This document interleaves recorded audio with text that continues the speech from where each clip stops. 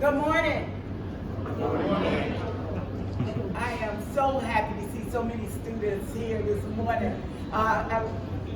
Wonderful, sir. For the United States.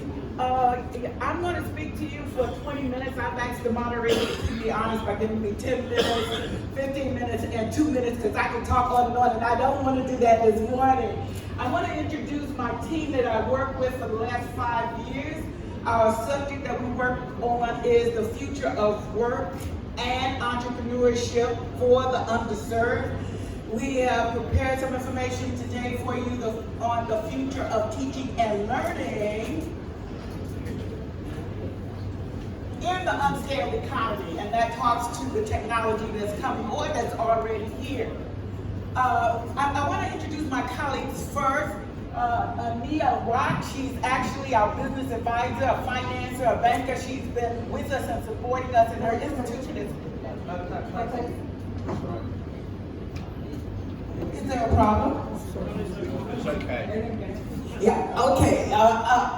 And they have funded some of our research that we have been doing.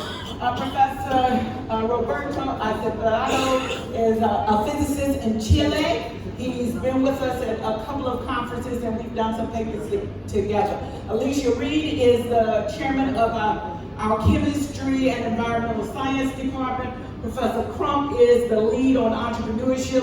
Professor Kisato is out of Kenya. She runs she has run the incubator. Her specialty is marketing. And myself, JoAnn Rolle, I'm the dean of the school, but I'm also an economist. So we have a multidisciplinary team that's also multi-age. I'm at the end of the spectrum with Professor Acevedo, and the rest of them are some young faculty that we hope will take on the work because we're very tired already.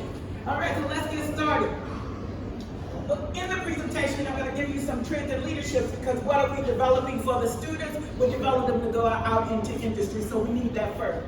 Then I will talk to you about some forecasts of education in 2020 that's already here, and you can look at that and see how we are comparing. I'll talk a little bit about preparing for the unscaled economy, which I am excited about, and then transforming the academy in a world of uncertainty.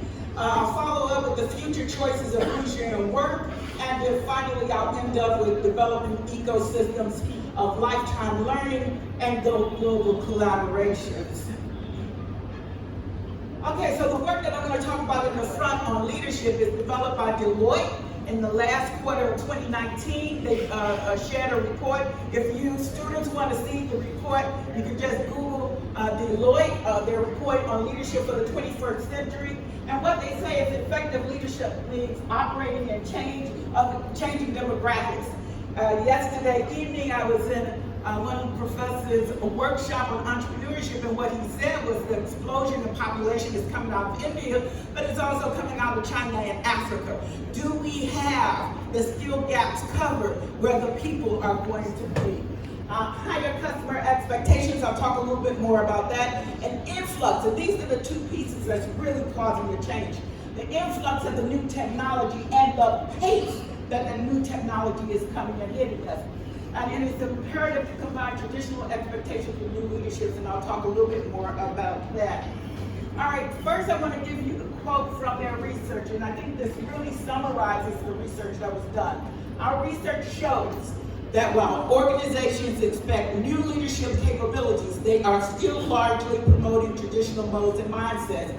Baby boomers like myself and others are still in the mindsets. They know we need something different, but they're still in the traditional models. When they should be developing skills and measuring leadership in ways that help leaders effectively navigate greater ambiguity, and I'll talk a little bit more about that, take charge of rapid change, and that's what's driving a lot of our need to change, and engage with external and internal stakeholders. I do have a link to the study, but it's going to take too long for us to go out, so I'm going to skip that. You can do that yourself. In their study, what they find that the managers today say will be needed of the leaders in the 21st century is the ability to lead through more complexity and ambiguity. That's the number one skill set. So how do teach them? How do you teach someone how to lead in ambiguity and complexity? Ability to lead through influence. Many of us come from a command and control environment where we tell our children what to do and they just do it. Students, is that true anymore? Here, not in a lot of places, I'm not sure. Ability to manage on a remote basis. We see that already. My students have been taking 3 trips to Kenya. My students have taken 3 trips to Kenya. They have engaged with Kenyan students. They have engaged with Kenyan faculty. They now do research with Kenyan students and faculty. And they also have launched businesses that were driven out of resources in Kenya. So once you expose the students, their ability to work and engage in those environments is possible. The ability to manage a workforce with a combination of humans and machines. We just heard about how machines are coming. And a lot of folks are saying that they're afraid that the machines are going to take over their jobs. That is not the case. The machines are going to take over some lower end functions, but if you develop your skills on the higher end, the analytical work, you will have more opportunity, because that is not something that the machines are coming here to do right now. And I'll talk a little bit more in an example of what we're doing at Medgar in the accounting field for both ultra learning and AI in accounting. I'll give you that as a specific example. The ability to lead more quickly. We don't have time to wait. So it's going to be an essential skill that you are able to make decisions quickly. I heard that yesterday on one of the sessions that we were in. And what is driving all this by far? The managers think that the new technologies and the rate that the new technologies are coming, and the demographics, the people who are going to, the human capital that's going to be accessible to operate in these environments, and also customers' expectations have increased. Customers don't want to accept some of the things that they accepted in the past. And I know you can't read this, but you can go out to the website and look at it, but I'm only going to go across the first one. Some of the traditional leadership expectations are to focus on the individual and the leaders in the personal performance. I will tell you what we learned in the IBM world. The problems that we have to deal with today are so complex that one individual cannot solve them. You have to be able to work in teams. You have to be able to leverage the different resources, the different perspectives, the different disciplines. If you're not able to, you will just have less value in this environment. And so the pace of change demands that leaders work more closely with one another to be able to come up with integrated solutions in a more rapidly moving environment. Okay, so the study came out with these are the top 4 things. Transparency in a lot of organizations is top down as opposed to bottom up, and a lot of times what the strategy is, what the top is trying to do, the bottom doesn't know well enough to actually execute. So they need more transparency in the environment. Internal collaborations. I won't talk much about that candidly because my colleague is going to talk about leadership in the academy, but we still work in stovepipes.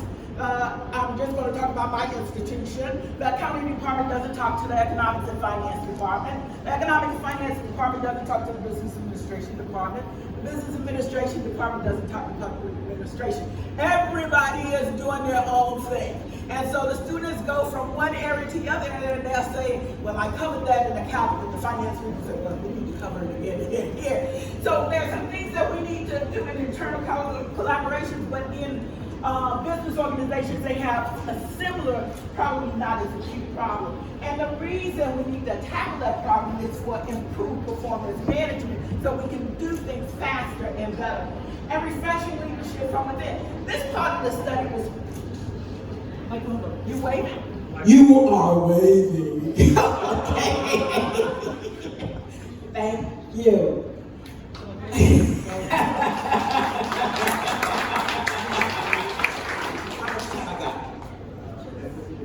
11 minutes. Okay. All right, 11 minutes and I'm just through leadership, so I got it.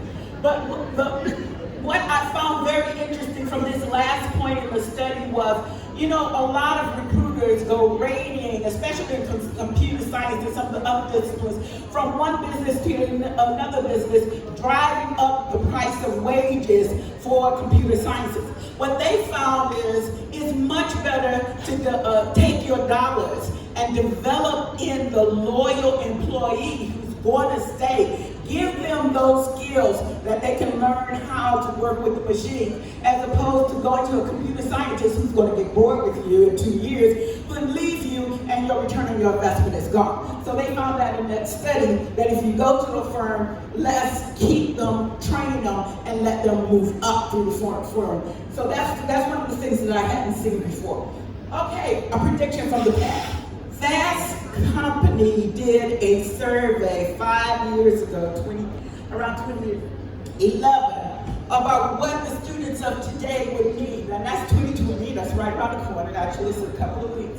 And they were spot on. They said students will interact with others remotely. My students have interacted with others, and I'm sure some of you. The success of tech will still rely on skilled teachers. Teachers are not going away. They will serve a different function, but they're not going away. We'll think differently about the diploma now, and I'm going to give you an example of ultra learning, but now people are also valuing certificates, short spurts of skill sets that they maybe didn't get in their undergraduate training or their graduate training. Students will have a voice.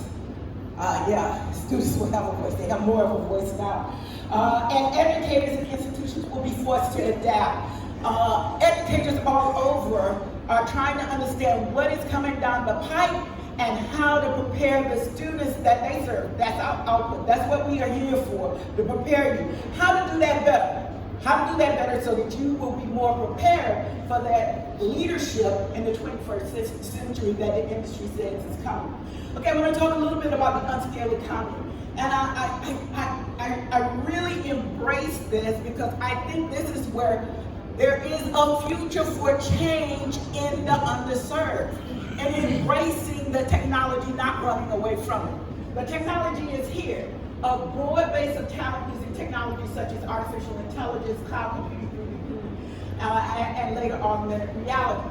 Instead of cloning homogeneous labor forces to support the demands of mass production is what we had to do to get economies of scale before.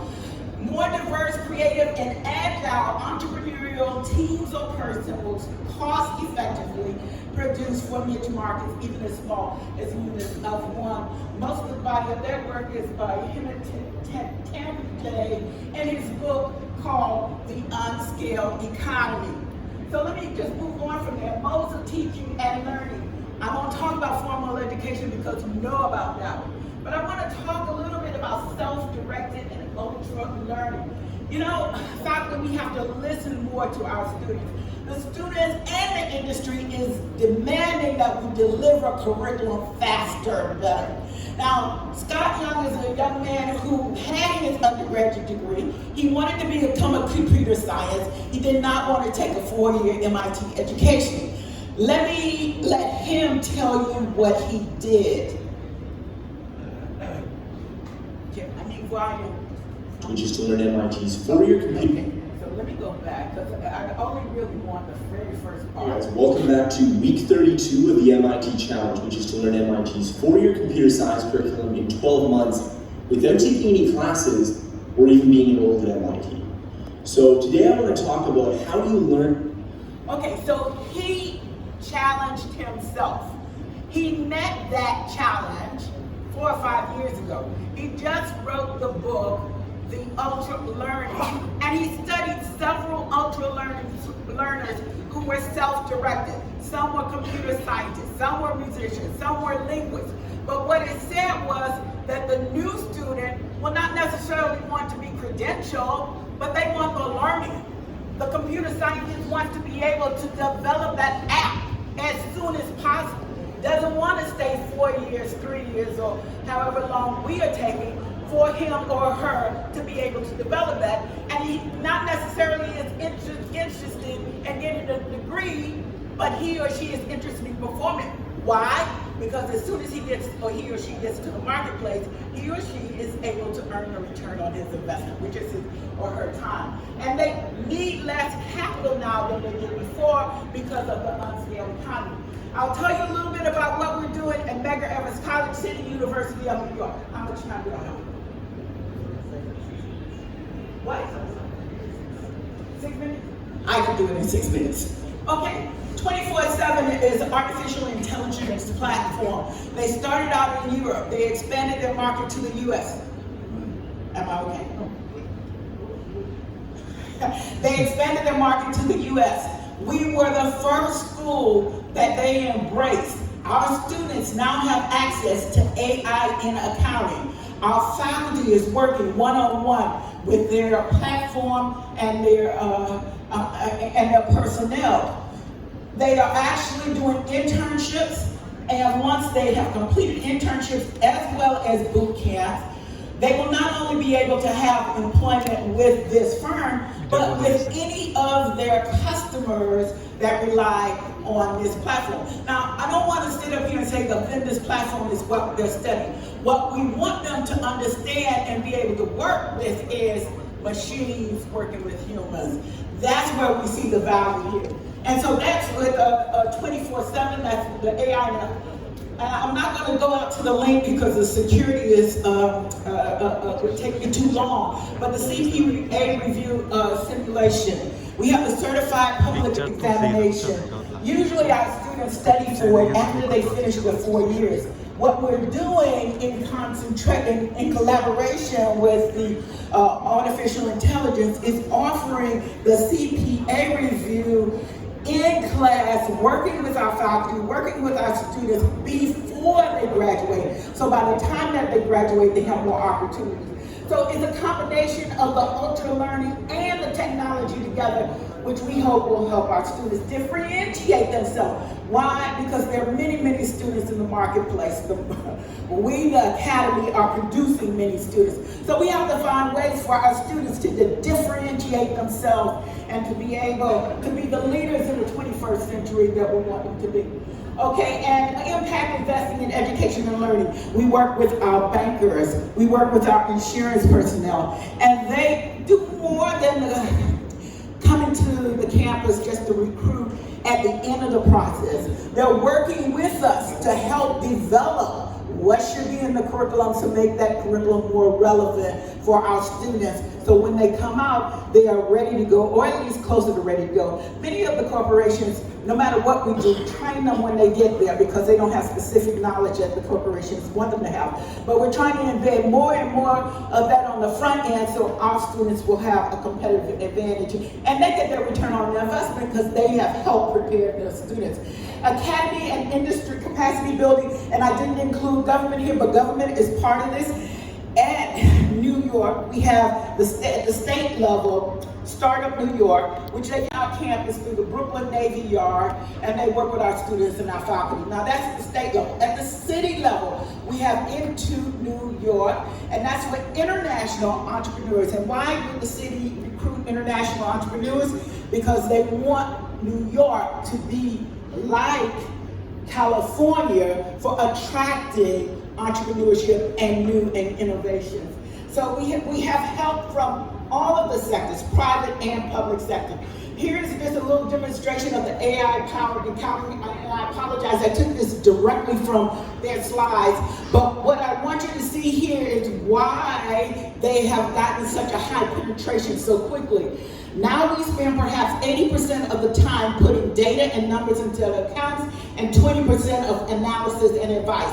In 1 to 2 years, I think half of the manual processes associated with accounts have been automated. So that lets you know the machine is going to be doing the data entry, the easy part of the manual labor in accounting, but they see the analysis being more valuable, and that's what they want their people to do. So the demand for knowledge workers is, I can do this. The demand for knowledge workers is going to increase. As you would expect, the demand for manual labor will decrease. Automation and digitalization as universal skills. I didn't mention discipline. Pick your discipline. It is your ability to work with machines and digitalization, any of the disciplines that you can come up with.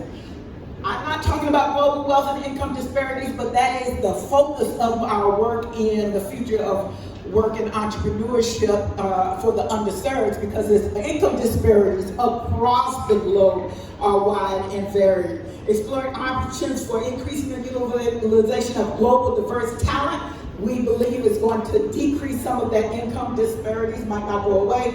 Hope for the future in technology and entrepreneurial innovations. We truly believe that technology, if embraced, has a hope for the income disparity problem. And unity and community and capacity building, we all, including public and private sector, need to work together.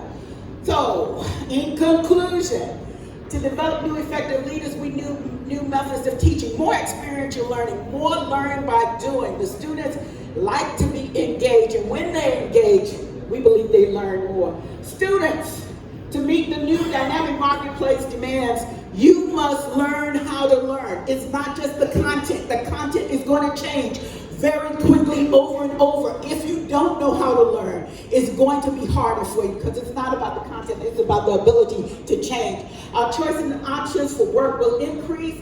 We'll be able to do more of the things that we're passionate about, and not necessarily work for sustainability, but work because we enjoy different things, and we'll have more choices. Lifelong learning will increase in the unscaled economy. Why? Because the economy is changing so fast. And here's the key. Industry and our government and academic partnerships will accelerate teaching and learning, and I believe I have done it. Absolutely on time. Is with youth employment and women employment. The reason being is that I'd say 70% of the island is women and children, and what they have found is that actually the startups is no problem. So there's a lot of startup small businesses. It's in scaling the businesses that will produce more employment is where some of the work that we're doing now. To get someone from the initial one-person, two-person firm that they're starting to the larger firms, that there is demand for their products, but they're not at a scale where they can source that demand. So we really do believe that entrepreneurship, and especially in Zanzibar, they are doing with low tech. That's where they're starting with low tech. So we really do believe that low tech can spur on more employment with especially the youth and the women businesses. And we are also deploying that strategy in Brooklyn, New York. Thank you, ma'am.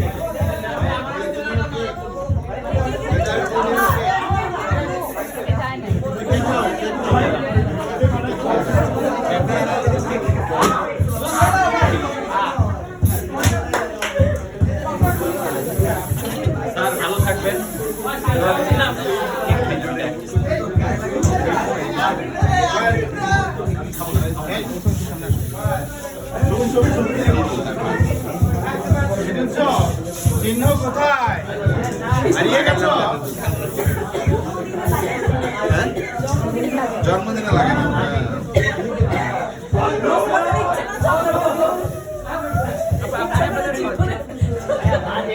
Abbas का तो वैसे बिये देगा गाय हलूट